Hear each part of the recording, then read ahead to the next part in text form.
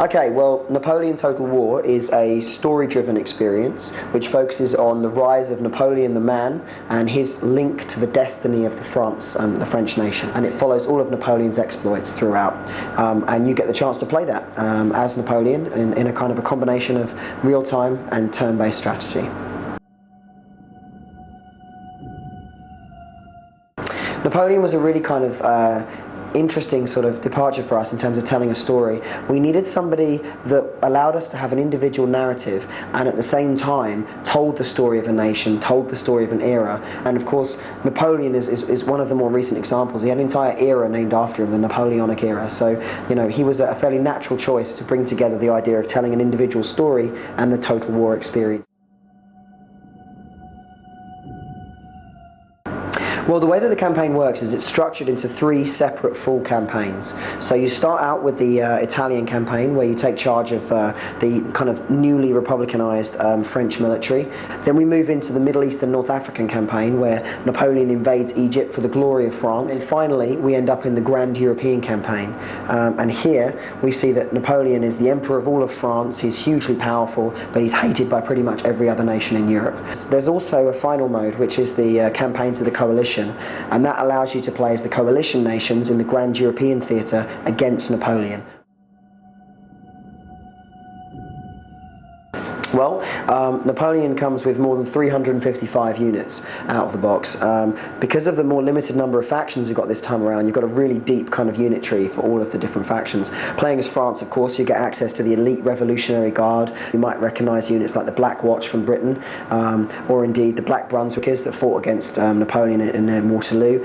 You also find nations such as Russia developing, so right down to the level of units that came from individual towns or, you know, specific regiments. We've got that kind of level of detail in the game, so there's a real huge variety for players to play with and against. On the single player side, you'll find that the campaign turn times have been changed, which results in a lot more strategy. You've now got the ability to loot settlements as well as to occupy them. The way that generals work has also been radically overhauled, so you now get a list of finite kind of historically accurate generals to choose from. When it comes to the multiplayer side of things, you've also got the ability now to fight drop-in battles, which means that you can keep your single player kind of story-driven experience, but at the same time, where possible, you can kind of invite other players into your world and have them influence your battles by fighting them against you. And of course, you know, you've got all of the multiplayer modes like the multiplayer campaigns, as I've mentioned, and of course all the battle modes and all the historical scenarios have been opened up for multiplayer.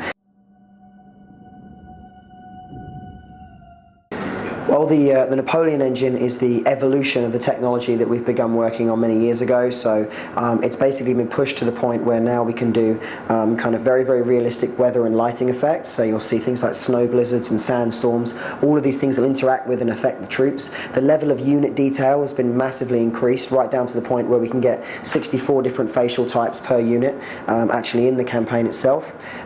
So you'll see loads and loads of different variety in that sense. In addition to that, you'll find that we've got new mechanics and stuff on the technology side which allow us to do stuff like motion blurring and shock waves when the shells go off and all of these kind of things. So yeah, there's definitely a lot of eye candy to be seen in the new engine.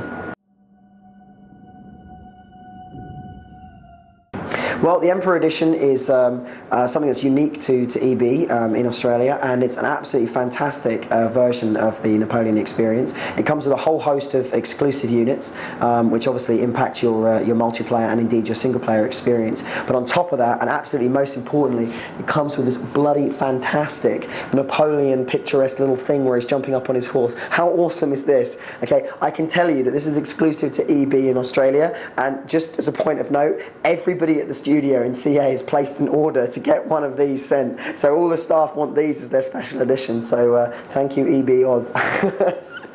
Oh yeah, you get a journal too. That's pretty awesome too. So yeah, there's a huge amount to be had in this edition. It's absolutely fantastic, and I heartily recommend it.